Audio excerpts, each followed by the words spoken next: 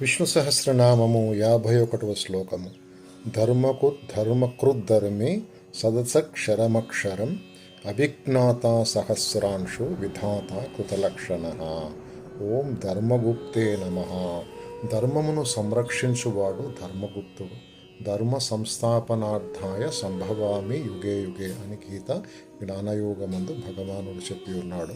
ప్రతి యుగమునందు ధర్మమును రక్షించుటకు భగవంతుడు అవతరించునని గీతావాక్యమందలి భావము.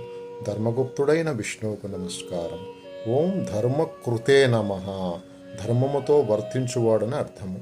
పరమపురుషుడైన విష్ణువు ధర్మాధర్మములకు అతీతుడైనప్పటికీ రామకృష్ణావతారములందు ధర్మమును అవలంబించి జనులందరకు ఏ విధముగా దేశకాలములను అనుసరించి ధర్మజీవనము గడపవలనో చూపి ధర్మ ప్రవర్తగా పేరొందెను. ధర్మకృతుడైన విష్ణువుకు నమస్కారం. ఓం ధర్మినే నమ. ధర్మమునకు నిలయుడు ఉద్ధారకుడు అగుటచే ధర్మి అని పిలువబడుచున్నాడు. సృష్టికి ఉపాధియగు పరమాత్మ సర్వధర్మములకు నిలయము. ధర్మికి నమస్కారం. ఓం సతే నమ. సత్ అనగా ఉండునది అని అర్థము. నిత్యము అన్ని జీవులందు వస్తువులందు ఉన్నది సత్ అని తెలియబడుచున్నది. పరమాత్మ తత్వమే సత్ అనబడుచున్నది. భూత భవిష్యత్ వర్తమానములందు ఎట్టి మార్పు లేక ఒకే విధముగా ఉండుటచే సత్ అనున్నది సత్యమని వేదాంత గ్రంథములు తెలుపుచున్నవి. పరబ్రహ్మమే సత్యమని చాందోగ్యోపనిషత్తు చెప్పుచున్నది. నిత్యము మార్పు చెందు ప్రకృతి యందు మార్పు లేక ఉండున్నది సత్యమని గీత సాంఖ్యాయోగం వివరించుచున్నది. అవినాశిత్తు తద్విద్ధి ఏన సర్వమిదం తతం. సత్యస్వరూపుడైన విష్ణువుకు నమస్కారం. ఓం అసతే నమ. సత్ కానిది అసత్, పరిమితమైనది, బాహ్య జగత్తుకు సంబంధించినది అసత్. లేనిదే ఉన్నట్టుగా తెలుట భ్రమ అనబడను.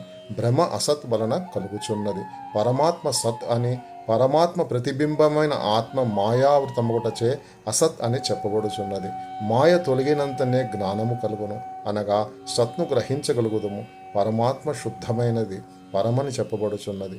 మాయచే ఆవృతమైన ఆత్మ అపరమని, కావున అసత్ అని తెలిదగును.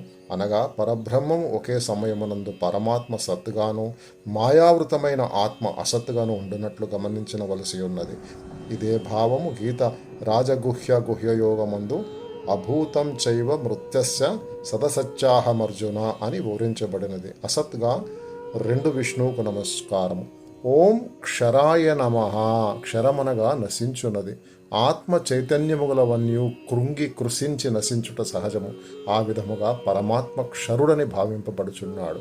నిత్యము మారునట్టి జగత్తునకు ఉపాధి పరమాత్మ పుట్టుట గిట్టుట అనునే మార్పును సూచించును. ఇది పరమాత్మ సంకల్పానుసారము జరుగుటచే పరమాత్మ మార్పునకు కర్తగుచున్నాడు, అనగా క్షరుడని భావము. క్షరునకు నమస్కారం. ఓం అక్షరాయ నమ. క్షరము కానిది అక్షరము. మనమొక చోట స్థిరముగా ఉండినచో కదలుచున్న వాటిని గమనించుటకు వీలగును. అదే విధముగా మార్పు లేనట్టే పదార్థం ఒకటి ఉండిన గాని మార్పును గమనించుటకు సాధ్యము కాదు. మార్పు నొందని పదార్థమే పరమాత్మతత్వము. అదే పరబ్రహ్మము, అక్షరము.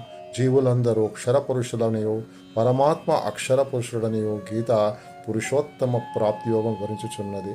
క్షర సర్వాణి భూతాని కూటస్థోక్షరముచ్యతే. అక్షరణకు నమస్కారం. ఓం అవిజ్ఞాత్రే నమ. విజ్ఞాత అనగా తెలియవాడని అర్థము. మనోబుద్ధి ఇంద్రియములచే నిబద్ధుడైన ఆత్మ కర్మానుభవములను పొందుచున్నది. నిబద్ధుడైన ఆత్మ జీవుడని భావించుదురు. కర్మానుభవముల వలన కలుగు సుఖ దుఃఖములను జీవుడు అనుభవించుచున్నాడు. ఇందు కర్త అనుభవించువాడు కూడా జీవుడే. శుద్ధాత్మమైన పరమాత్మను ఇవేవి అంటజాలవు. అందుచే పరమాత్మ అవిజ్ఞాతుడని చెప్పబడుచున్నాడు. అవిజ్ఞాతుడైన విష్ణువుకు నమస్కారం. ఓం సహస్రాంశవే నమ. సహస్ర కిరణములు గలవాడని అర్థము. శుద్ధ చైతన్యముగ పరమాత్మ విశేషమైన తేజస్సు కలవాడు. సూర్య చంద్ర నక్షత్రములన్నీ పరమాత్మ నుండి వెలుతురును గ్రహించి ఈ విశ్వమునకు ప్రసరింపచేయుచున్నట్లు ఉపనిషత్తులు తెలుపుచున్నవి. ముండోకోపనిషత్తునందు తమేవ భాంత మనుభాతి సర్వత్య భాష సర్వమిదం విభాతి అని కలదు. శ్రీమన్నారాయణుడే సూర్యుడై ఈ విశ్వమునకు వెలుగునిచ్చే జీవజాలమును పెంచి పోషించుటచే సహస్రాంశుడని పిలువబడుచున్నాడు. సూర్యుని సూర్యనారాయణుడను నామముతో ఆరాధించుట కూడా కలదు. సహస్రాంశువునకు నమస్కారం. ఓం విధాత్రే నమ. సకల ప్రపంచమునకు విష్ణువు ఉపాధి. విష్ణువునకేదీ ఉపాధి లేదు, తనకే తానే ఉపాధి. ఉపాదన నైమిత్తికాది ఉపాధులన్నీ తానుగా ఉండుట చేత విష్ణువు విధాతని చెప్పబడుచున్నాడు. విధాతకు నమస్కారము. ఓం కృతలక్షణాయ నమ. ఐశ్వర్యము, ధర్మము, యశస్సు, ధనము, జ్ఞానము, వైరాగ్యమును 6 లక్షణములచే ప్రఖ్యాతిగాంచిన వాడు పరమాత్మ. వేదాంతపరముగా శుద్ధ చైతన్యముకు నారాయణుడు. జీవులకు ముక్తి కలిగించుట చేతడ అతడే గమ్యముగా తెలియబడుచున్నాడు. మరియు శాస్త్ర గ్రంథములను లక్షణ గ్రంథములందురు. ఈ శాస్త్రములకు పరమాత్మ గ్రంథకర్త అగుటచే కృతలక్షణుడని పేరు సార్థకమగుచున్నది. కృతలక్షణుడైన విష్ణువుకు నమస్కారం. ఓం నమో భగవతే వాసుదేవాయ.